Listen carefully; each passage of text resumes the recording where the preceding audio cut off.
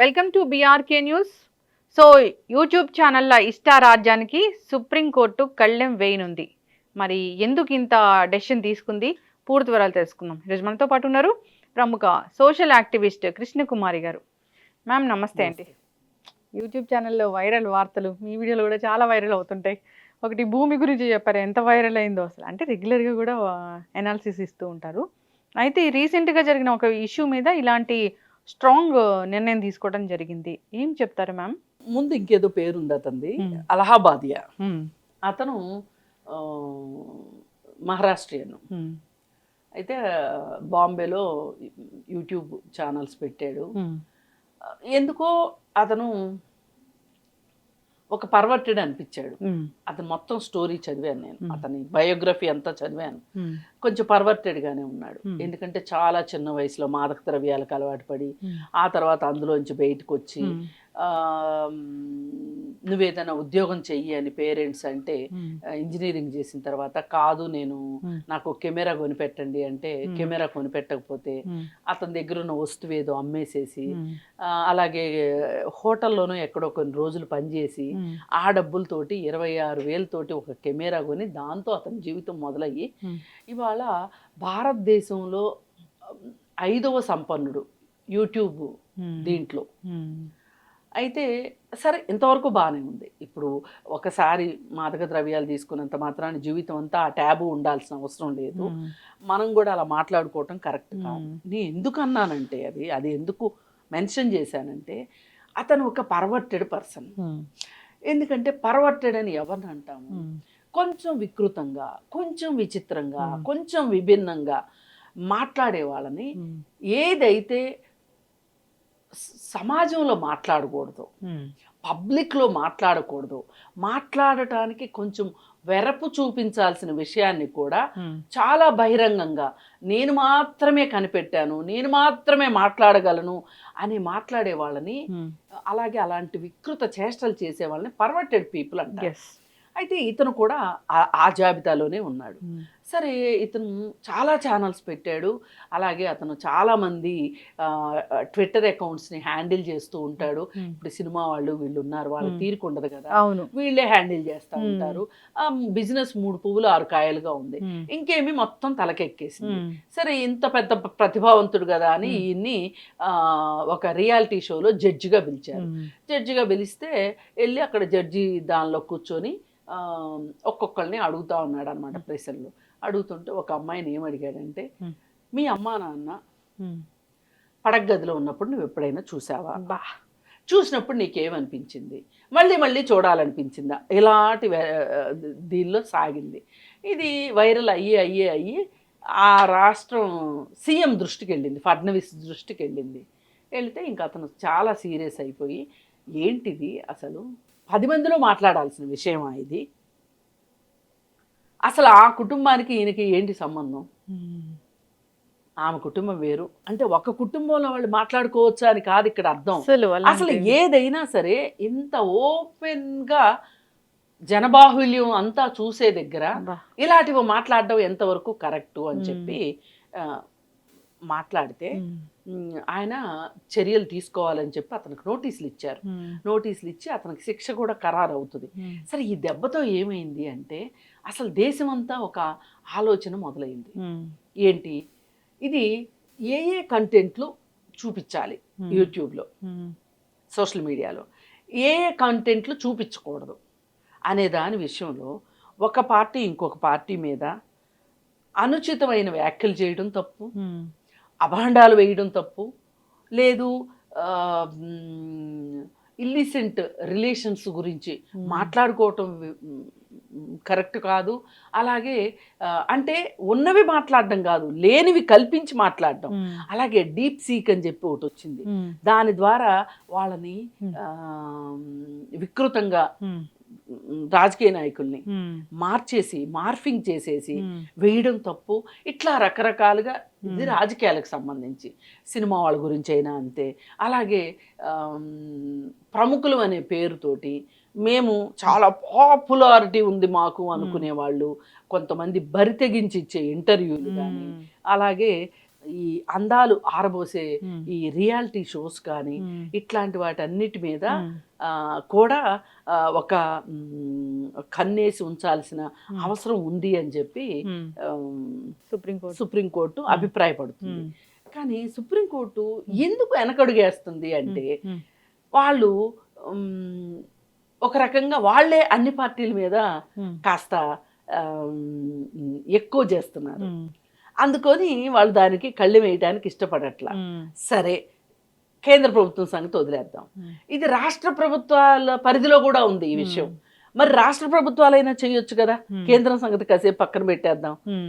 మరి రాష్ట్ర ప్రభుత్వాల్లో ఉంటే కూడా రాష్ట్రాలు కూడా ముందుకు రావట్లా. Hmm.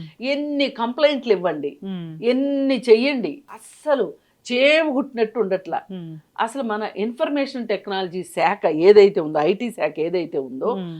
అది అసలు స్వతంత్రంగా నిర్ణయం తీసుకోవచ్చు. అవును. అంటే ఎట్లా, సినిమాలకు ఒక సెన్సార్ బోర్డు లాగా వీళ్ళు కూడా ఆలోచించి పదే పదే ఇట్లాంటి కంటెంట్లు వస్తున్నాయి.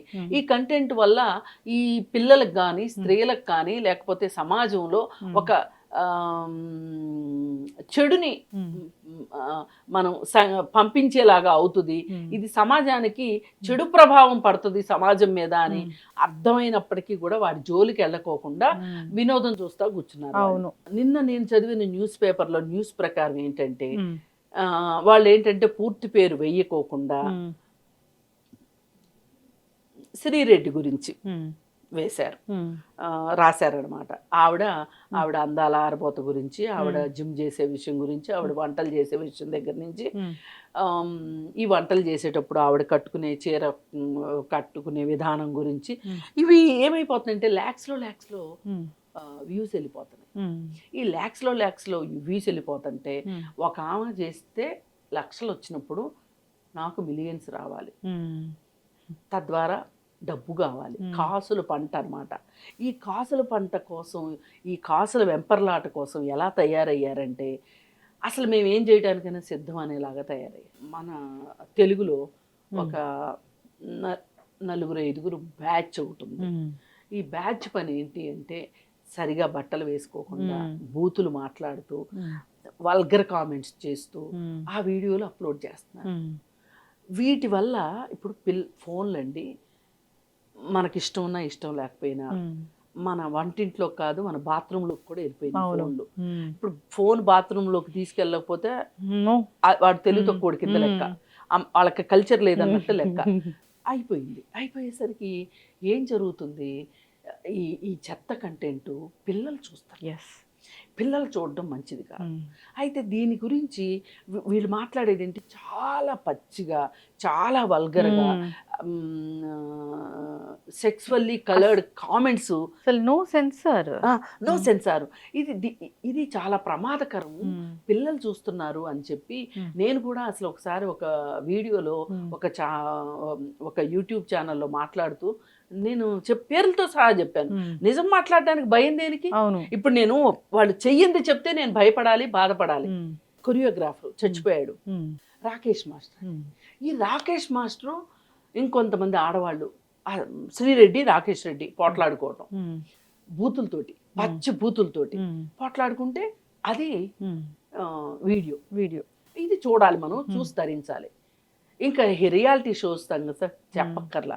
ఒక రియాలిటీ షో అయితే చిన్నపిల్లల షో, అది ఈ చిన్నపిల్లల షో అయితే అనసూయ ముద్దు పెట్టమని అడిగింది వాడిని. అడిగితే వాడు ఇక్కడ ఇక్కడ ఇక్కడ పెట్టాడు. పెడితే ఇక్కడ పెట్టాలి, దాన్ని అబ్జెక్ట్ చేస్తూ నేను వీడియో చేశాను.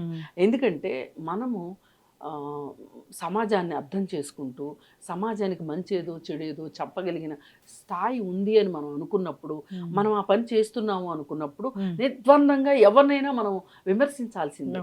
అలాగే ఇంకొక షోలో శేఖర్ మాస్టరును ఈ అనసూయే ఒక షో చేస్తూ ఉంటే ఆ షోలో ఆయన బ్లేజర్ తీసేస్తాడు, ఈమె కప్పుకున్నదేదో ఈవిడ తీసేస్తాడు. అసలు ఒక రియాలిటీ షో ఫ్యామిలీ మొత్తం కూర్చొని చూస్తారు, ఏమన్నా అర్థం ఉందా? అసలు బట్టలు ఇప్పడం ఏంటండి స్టేజీ మీద? అంటే ఇప్పుడు అక్కడ కూర్చున్న వాళ్ళు ఏమనుకుంటారు, చూసేవాళ్ళు ఇంకేమి ఇప్పుతారు అనే ఆలోచన వస్తారా? రాదా? ఎందుకు మీరు ఈ పని చేయాల్సిన అవసరం ఏంటి? అదృష్టవశాత్తు దీని మీద కూడా నేను వీడియో చేస్తే నాకు పని కల్పించకూడదనో ఏమో తెలియదు కానీ ఆ షో ఆగిపోయింది అర్ధంతరంగా. అసలు ఢీ షో మాత్రం ఎలా ఉంటుందండి? ఆ డాన్స్ ఏంటండి? కపుల్ డ్యాన్స్ అంట, రకరకాల ఇదే శేఖర్ మాస్టర్ అక్కడ కూడా రకరకాల పేర్లు. డాన్స్ కన్నా విన్యాసాలు ఎక్కువ ఉంటాయి. విన్యాసాలు, అది డాన్స్ కాదు. అవును, అది ఒక రకమైన స్టెప్పులు ఉండవు, విన్యాసాలు. ఆ విన్యాసాలు కూడా ఎట్లా అంటే అసలు మనకి ఒక బూత్ సినిమా చూస్తున్న ఫీలింగ్ కల్పిస్తున్నారు. అది నట్టింట. ఇప్పుడు పాపం వాచ్మెన్ వాళ్ళు సింగిల్ రూమ్ లో ఉంటారండి. అదే వాళ్ళకి వంటగది, అదే బెడ్రూము, అదే డ్రాయింగ్ రూము, అదే రూమ్ లో ఇద్దరు పెద్దవాళ్ళు ఇద్దరు పిల్లలు అదే రూమ్ లో ఉంటారు. అదే రూమ్ లో నలుగురు కలిసి టీవీ చూస్తుంటారు. ఇలాంటివి చూసారనుకోండి, ఇవాళ ఇలాంటి బయటకు వస్తున్న సెక్సువల్ క్రైము ఎవరి దగ్గర నుంచి వస్తుందో తెలుసా అండి?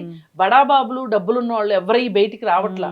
వాచ్మెన్లు పిల్లలు, లేదు కూలీనాలి చేసుకునే వాళ్ళ పిల్లలే క్రైమ్ బయటకు వస్తుంది.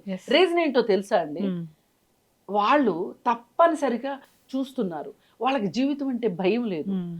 ఇప్పుడు నేను తప్పు చేసి దొరికాను అంటే ఈ ఆస్తి అంతా తినడానికి ఎవరుంటారు, నేను జైలుకు పోతే అనే భయం ఉంటుంది డబ్బులున్నోడికి. అవును.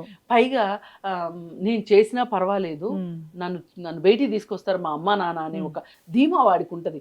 వీడికి ఏముంటది? జీవితం మీద ఆశ లేదు, రేపు ఉద్యోగం వస్తుంది నమ్మకం లేదు, ఏమీ లేదు. ఏం చేయడానికైనా సిద్ధపడిపోతున్నారు.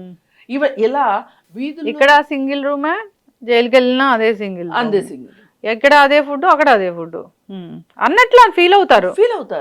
ఇప్పుడు పైగా ఏం జరుగుతుంది? ఇలాంటి వాళ్ళు ఒక 4-5 జమ అయ్యారనుకోండి, ఒకళ్ళకొకళ్ళకి తోడు గంజాయి తీసుకోవడము, అమ్మాయి కనిపిస్తే నిస్సహాయ పరిస్థితుల్లో అత్యాచారం చేయడం. మొన్న ఒక అమ్మాయి 6 కలిసి సంవత్సరం పాటు అత్యాచారం చేశారు. ఆ పిల్ల ప్రెగ్నెంట్ అయింది. ఇంత చేసి ఆ బిడ్డకి తండ్రి ఎవరో తెలియదు 5గురిలో. కాకపోతే ఇంకా మేము ఉమెన్ జేఏసీగా మేము ఏం చేసామంటే కోర్టులో కేసేసి టెర్మినేషన్ కోసం అప్లికేషన్ ఇంత చేసి అమ్మాయి వయసు 13 ఏళ్ళండి. ఆర్టీసీ క్రాస్ రోడ్స్ దగ్గర జవహర్ నగర్ లో జరిగింది. తండ్రి తాగి చచ్చాడు వెధవ. తల్లి పని చేసుకోవాలి, పనులు మానుకుంటుందా, పిల్లలకు కాపలా కాసుకుంటుందా, ఏం చేస్తుంది చెప్పండి? ఆ తల్లి ఆ జడ్జి అడుగుతాడు, 5th మంత్ ప్రెగ్నెంట్ వచ్చేదాకా తల్లి ఎలా చూసుకోలేదు? అంతేగాని 5-6 అబ్బాయిలు ఒక జట్టుగా చేరి ఇలాంటి పనులు చేస్తున్న అబ్బాయిల తల్లిదండ్రులు పిల్లల్ని కంట్రోల్లో ఎందుకు పెట్టుకోవట్లేదు అని అడిగాడా? చూడండి, అడగలేదు. ఇది నాకు బాధ అనిపించింది ఆ విషయం. ఈ మొత్తం జరిగిన దానికి కూడా నాకు దానికంటే కూడా అతని వ్యాఖ్య అంటే అక్కడ కూడా మహిళనే, అవును, బాధ్యురాలని చేయ. అవును, సరే ఇలా జరుగుతున్నాయి అంటే నేను ఎందుకు చెప్తున్నా ఇదంతా? మీరు చేసే కంటెంట్, మీరు చూపించే కంటెంట్ వల్ల పిల్లలు బాల్యంలా ఉండట్లా. అవును, ఈరోజు చాలా త్వరగా పెద్దవాళ్ళు అయిపోతున్నారు. అది నష్టం జరుగుతుంది. మళ్ళీ పైగా ఈ మధ్య మొత్తం ఆవిడ్ని తిట్టినట్టుంటుందేమో కానీ ఆడెవడో అడిగాడు, పనిలేనోడు, మన దేశంలో సెక్సువల్ డిజైర్స్ గురించి ఎవరు ఏమేం కోరుకుంటున్నారు అని ఒక సర్వే జరిగిందంట. అదిక్మాల సర్వే, నాకైతే తెలియదు మరి ఏంటి అంటే 20 ఏళ్ల పిల్లలు 35 ఏళ్ల ఆంటీలు కావాలనుకుంటున్నారు అని సర్వేలో వచ్చిందంట. ఈవిడ్ని ఆ ప్రశ్న అడిగాడు అతను. ఇది అసలు అడగాల్సిన ప్రశ్న అస్సలు కాదు, అవసరమే లేదు. అడిగితే ఆవిడ, ఎక్కడున్నామండి మనము, ఏంటి అసలు సెక్స్ అనగానే అంటారేంటి, అది చాలా మామూలు విషయం అండి అని మాట్లాడింది. తప్పేముంది, వాడు కోరుకుంటే తప్పేముంది? ఇట్లా మాట్లాడితే సీన్ కట్ చేస్తే ఒక వారం రోజుల తర్వాత గుంటూరులో 21 ఏళ్ల అబ్బాయి 65 ఏళ్ల పెద్దావిడ్ని అత్యాచారం చేస్తే చచ్చిపోయింది ఆవిడ. వాడు జైల్లో కూర్చున్నాడు. ఇంకా మానవత్వం ఏంటి అసలు, ఏంటి ఆలోచనలు ఏంటి? ఇప్పుడు ఇక్కడ ఆలోచించాల్సింది మనము 65 ఏళ్ల ముస్లాం గురించి ఆలోచించాలా? ఆమె బాధితురాలు. ఇప్పుడు 21 ఏళ్ళోడు ఏ ఇన్ఫ్లుయెన్స్ తో చేశాడు అది చెప్పండి. అవును, ఏ ఇన్ఫ్లుయెన్స్ తో చేశాడు? ఇప్పుడు వాడి భవిష్యత్తు ఏంటి? అంటే నేను తప్పు చేసిన వైపు మాట్లాడటం కాదు, తప్పు చేయించిన వాళ్ళు బోల్డ్ మంది చాలా బాగుండగా డబ్బులు దండుకుంటుంటే చేసిన వాళ్ళు ఇవాళ వీడు వెళ్ళి జైల్లో కూర్చోవడం, ఇది కదా జరుగుతుంది. అందుకే మనము పబ్లిక్ లోకి వచ్చిన వాళ్ళము మనం ఎంత జాగ్రత్తగా, ఎంత మెళుకువతోటి, ఎంత సామాజిక బాధ్యతతో ఉండాలి. అవును, ఈ యూట్యూబ్లకి కానీ ఈ సామాజిక బాధ్యత ఉన్న కొన్ని మెయిన్ స్ట్రీమ్ ఛానల్స్ కూడా, అంటే శాటిలైట్ ఛానల్స్ కూడా ఈ సామాజిక బాధ్యత ఉంటే గనక ఇట్లాంటి ప్రసారం చేస్తారా? అసలు ఇలాంటివి ప్రొడ్యూస్ చేయరు కదా వాళ్ళు, ప్రొడక్షన్ చేపట్టరు కదా. అసలు ఒక అడల్ట్ కంటెంట్ ని మనం ఇంత బహిరంగంగా యూట్యూబ్ ఛానల్లో వస్తుంది అంటే వాళ్ళని పట్టుకోవడం ఎంత అండి, నిమిషం పని. ఆ స్వాతి నాయుడు అని ఆమె, ఇంకా కొంతమంది ఆమె అనుచరులు, వాళ్ళందరూ కలిసి ఇవే ఆ వైజాగ్ సత్య అంట, వీళ్ళందరూ ఏంటి అసలు మనం ఎక్కడికి వెళ్తున్నాం, అసలు ఇంత చూపించాల్సిన అవసరం ఏంటి? వీళ్ళని ఖచ్చితంగా ఒక 15-20 మంది ఉన్నారు. అది ఇది రాకేష్ మాస్టర్ దగ్గర ఇంతకు ముందు బడేల్ లక్ష్మి ఆవిడ చాలా పెద్ద ఆవిడ, అయిన డ్రెస్సులు చాలా చండాలంగా వేసుకుని, ఏం లేదు డబ్బు సంపాదించాలి అంతే, డబ్బు కోసం తప్పితే ఏమీ లేదు. వీళ్ళు ఇప్పుడు ఆ యూట్యూబ్ ఛానల్ కి వేస్తే ఛానల్ వాళ్ళకి డబ్బులు వస్తాయి, వాళ్ళు వీళ్ళకి కొంత పంచి పెడతారు, ఇస్తారు. ఇంత చేసి అడు చేసి ఇటు చేసి బాగుపడుతుంది ఎవరు అంటే ఛానల్స్ వాళ్ళు, యూట్యూబ్ ఛానల్స్ వాళ్ళు. బూతులు చూపించి కాసులు పండిస్తున్నారు. దీనికి మట్టుకు కళ్ళెం పడకపోతే ఇప్పుడు మహారాష్ట్రలో సాధ్యమైంది, మన రాష్ట్రంలో ఎందుకు సాధ్యం కాదు? ఇప్పుడు ఏదో కొత్తది వస్తుందంట మేడం, మరి ఒక కంటెంట్ వేయాలంటే వాళ్ళకి ఒక సర్టిఫికెట్ కావాలంట. అలాంటి సర్టిఫికెట్ ఉంటేనే వాళ్ళకి డబ్బులు వస్తాయి, లేదంటే యూట్యూబ్ నుంచి డబ్బులు రావు. అప్పుడు వీళ్ళకి ప్రొడక్షన్ కాస్ట్ అంతా వేస్ట్ అవుతుంది. అలాంటిది వస్తుంది, జరగాలి. ఇది ఎంత త్వరగా జరిగితే అంత మంచిది. ఈ లేట్ అయిన కొద్దీ విధ్వంసం జరుగుతూనే ఉంటది. ఇప్పుడు ఇన్నాళ్ళు నేను నోరేసుకుని పడుతుంటే నన్ను ఒక గయ్యాళ్ళలాగా చూశారు, నేను వాళ్ళని విమర్శిస్తున్నాను వీళ్ళని విమర్శిస్తున్నాను అని. విమర్శ దేనికి చేస్తున్నాం? మంచిగా చేస్తున్నాం. ఇప్పుడు నిన్న మళ్ళీ కొత్తగా ఇచ్చింది సుప్రీంకోర్టు, సహజీవనానికి కూడా రిజిస్ట్రేషన్ అవసరము అని. ఇప్పుడు సహజీవనానికి రిజిస్ట్రేషన్ అవసరము అంటే విడాకులు తీసుకొని వాళ్ళు మేము సహజీవనం చేస్తామంటే కుదరదు, రిజిస్ట్రేషన్ చేసుకోవాల్సిందే. రిజిస్ట్రేషన్ చేయించుకోవాలంటే అర్హతలు ఏంటి అంటే వీళ్ళిద్దరూ సింగిల్ అయి ఉండాలి. బాగుంది కదా? బాగుంది, చాలా బాగుంది కదా. కొంతమందిని చూసే అదృష్టమో దురదృష్టమో పేడా వదిలిపోద్ది ఛానల్స్ కి. వ్యాలంటైన్స్ డేకి కేకులు కట్ చెయ్య, పుట్టినరోజులకి పాటలు పాడుకోను, ఏమని అంటే ఏడిచ్చేస్తారు. మీరన్నా వాళ్ళని నేను కూడా ఇంటర్వ్యూ చేశాను, అక్కడ రీజన్ వేరే ఉంది, కానీ వాళ్ళు బతకాలి కదా అన్నట్లు మాట్లాడారు. ఒకటే అండి, వాళ్ళు జనామోదం కోసం చూస్తున్నారు. మమ్మల్ని సమాజం ఆమోదించింది, ఇప్పుడు మమ్మల్ని ఇంత చూస్తున్నారంటే మమ్మల్ని ఆమోదించబట్టే చూస్తున్నారు అని వాళ్ళు అనుకుంటున్నారు. పవిత్ర నరేష్ వీళ్ళు మేము సహజీవనం చేస్తున్నామని చెప్తున్నారు, కానీ సహజీవనం చేయడానికి క్వాలిఫికేషన్స్ సింగిల్ అయి ఉండాలి. ఇది ఎప్పుడు తెలుసుకుంటారు వీళ్ళు? ఇట్లాంటి వాళ్ళని ప్రమోట్ చేసిన వాళ్ళని ఏమనాలి?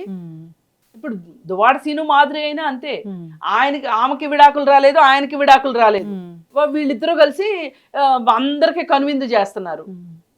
ఇప్పుడు ఇట్లాంటివి కూడా రావాలి, ఇట్లాంటివి కూడా కంప్లైంట్ చేస్తాను. నేనే ఎవరిని వదిలిపెట్టను. రేపంటూ రెగ్యులేషన్ అథారిటీ ఏదైనా వచ్చింది అనుకోండి, ఎందుకు చెప్పాలి అని అంటే మన బాధ్యత ఏంటి, ఎందుకు చెప్పాలి అంటే అసలు ఇంక పెళ్లి చేసుకోవడం ఎందుకు? అంతేగా. ఇప్పుడు పెళ్లి మనకు ఒక సామాజిక భద్రత, అవునా కాదా? అవును. ఆర్థిక భద్రత. ఇప్పుడు వీడేదో పొడి చేస్తాడు, ఉద్యోగం చేస్తాడు అని మామ కాళ్ళు గడిగి మరీ పిల్లనిస్తున్నాడు కదా, కాళ్ళు గడిగి మరి తనకంటే వయసులో చిన్నోడైన అల్లుడుగా కాబోయే అల్లుడు కాళ్ళు గడిగి పిల్లనిస్తున్నారు, వీడేదో ఉద్ధరించేస్తాడు. ఆర్డర్ పొద్దు నుంచి తాగి తంతున్నాడు, లేదు అది ఇది కాదంటే ముక్కలు కొట్టి ఉడకబెడుతున్నాడు. ఇంక ఇది కాళ్ళు గడిగి ప్రయోజనం ఏంటి చెప్పండి? అసలు వాడు కాళ్ళు గడగాలి మామగారికి. నిజంగా కాళ్ళు గడగడమే కరెక్ట్ అనుకుంటే, ఎందుకంటే రేపటి నుంచి వచ్చి నాకు వంట చేయటానికి, నా అవసరాలన్నీ తీర్చడానికి, పైగా కట్నంతో సహా ఇస్తున్న కూతుర్ని ఇస్తున్న మామగారి కాళ్ళు అల్లుడు గడగాలి.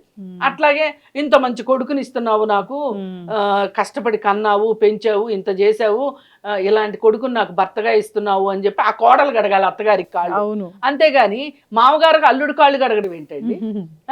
అసలు ఈ కన్యాదానాలు ఇవన్నీ అంటేనే నాకు అరికాల మంట నెత్తికి వస్తుంది. ఏదో సాంప్రదాయాల ప్రకారం వెళ్తున్నాయి. కానీ ఇంత చేసిన మామగారిని ఆ అల్లుడు ఏ రోజైనా మంచిగా మాట్లాడతాడా? అప్పుడే విలన్ అయిపోతాడు. అప్పుడే వెళ్ళైపోతాడు. ఇంత చేసి పెళ్లిళ్ళు చేసిన తర్వాత వీడు ఈ భార్య నాకు నచ్చలేదని, ఈ భార్య నాకు అనుగుణంగా లేదు అని చెప్పి విడాకులు ఇవ్వకుండా ఈ కేసు ఇట్లాగే ఉంచేసేసి ఇంకొక బ్రాంచ్ ఆఫీస్ ఓపెన్ చేశాడు అనుకోండి, కరెక్టా? అస్సలు కరెక్ట్ కాదు. సరే, ఇప్పుడు అట్లా సమాజంలో చాలా మంది చేస్తున్నారు, నేను కాదనట్లా. ఇప్పుడు నేను మాట్లాడిన 2 జంటలే చేసినాయి, ఆ భూమి పుట్టాకని నేను మాట్లాడట్లా. కానీ వాళ్ళందరూ చేయడం వేరు, మీరు చేయడం వేరు. మీరు ఎందుకు చేయకూడదు అంటే, మీరు రోజు సమాజానికి ముందు ఉంటారు, పబ్లిక్ ఫిగర్స్, ఒక ఇన్ఫ్లుయెన్సర్ లాగాను, లేదు మీకు ఒక పబ్లిసిటీ ఉంది, మిమ్మల్ని పబ్లిక్ ఫిగర్స్ గా చూసి మీ దగ్గరకు వచ్చి ఆటోగ్రాఫ్లు తీసుకుంటారు, ఫోటోలు దిగుతా ఉంటారు, మీకు ఒక గుర్తింపు ఉంది కదా సమాజంలో. మరి గుర్తింపు ఉన్న మనుషులు ఆదర్శంగా ఉంటే చాలా మందికి ఉపయోగం అది. మీరే ఇలా ఉంటే మిమ్మల్ని ఏం ఆదర్శంగా తీసుకోవాలి చెప్పండి? అందుకని ఇట్లాంటివన్నీ కూడా ఆగిపోతే బాగుండు. నిజంగా మంచిగా ఒక వినోదం, కొంచెం అంటే ఆరోగ్యకరమైన వినోదం, ఆహ్లాదకరమైన వినోదం, అలాగే అవసరమైన ఇన్ఫర్మేషన్. ఇప్పుడు సెల్ ఫోన్లో ఎంత ఇన్ఫర్మేషన్ అంటే, ఇవాళ నాకు ఒక పదం అర్థం తెలియలా, వెంటనే నేను గూగుల్లోకి వెళ్ళి అడిగితే వెంటనే చెప్పేస్తుంది. నేను ఒక షాప్కి వెళ్ళాలి, గూగుల్లో కొడితే నా నియర్ బై షాప్ ఏముంది అని అడిగితే చెప్పేస్తుంది. లైఫ్ ఎంత ఈజీ అయిపోయింది ఫోన్ వల్ల. కానీ అంతకు మించి దరిద్రం కూడా అయిపోయింది. ఆ దరిద్రం అవ్వకుండా ఉండాలి అంటే ఇప్పుడు స్మార్ట్ ఫోన్ని మనం ఆపలేము, కానీ ఆ స్మార్ట్ ఫోన్లోకి వచ్చే కంటెంట్ అన్నా ఆరోగ్యకరంగా ఉండాలనేది మన కోరిక. అది ప్రభుత్వానికి కూడా ఆ చిత్తశుద్ధి ఉండాలని కోరుకుందాం. లేదంటే ఈ రోజు ఇది జరిగింది, రేపు ఇంకొకటి జరుగుతుంది. ఇంకా ముందు ముందు ఈ టెక్నాలజీ ఎంత అభివృద్ధి చెందితే అంత అడ్వాన్స్ గా క్రైమ్స్ అనేవి జరుగుతూ ఉంటాయి. అంతే, వాల్యూస్ లేకుండా పోతాయి. అంతే. మీరు అన్నారుగా ఇంతకు ముందే 21 ఏళ్ల పిల్లడు. అలాంటివి దుష్ట ఆలోచనలు వస్తున్నాయంటే దానికి ప్రేరేపిస్తుంది ఎవరు అంటే ఇలాంటి షోస్. అందుకే ఇట్లాంటి షోస్ ఉండొద్దు. మనం ఎప్పటి నుంచో మొత్తుకుంటున్నాం, కానీ ఇప్పటికీ కనీసం ప్రభుత్వానికి ఒక ఆలోచన వచ్చింది అంటే, ఆ ప్రభుత్వానికి ఆ మంచి ఆలోచన వచ్చింది అంటే మీరు కూడా ఫాలో అవ్వండి. నేను ఈ రాష్ట్రాన్ని కూడా, ఈ రాష్ట్ర ప్రభుత్వాన్ని కూడా నేను అదే కోరుకుంటున్నాను. ఆ వైపుగా ఆలోచించి అడుగులు వేయాలని కోరుకున్నాం, అలాంటి నిర్ణయాలు తీసుకోవాలని కోరుకున్నాం. హెల్తీ కంటెంట్ అనేది ఉండాలి, ఇన్ఫర్మేటివ్ వీడియోస్ అనేవి ఉండాలి. సో అలా ఉంటే సమాజానికి ఇప్పుడు జాబులు లేని వాళ్ళు జాబులు ఎలా వెతకాలి, దేంట్లో జాబ్స్ వస్తాయి, లేదా ఎలా బ్రతకాలి, అలాంటి కంటెంట్ జనరేట్ చేస్తే వాళ్ళకి కనీసం ఫుడ్ అనేది దొరుకుతుంది. సో దీనివల్ల అసలు ఎవరికి ఉపయోగం ఉండదు, ఆ కంటెంట్ క్రియేటర్స్కి తప్పితే. చక్కటి ఇన్ఫర్మేషన్ మ్యామ్, ధన్యవాదాలు.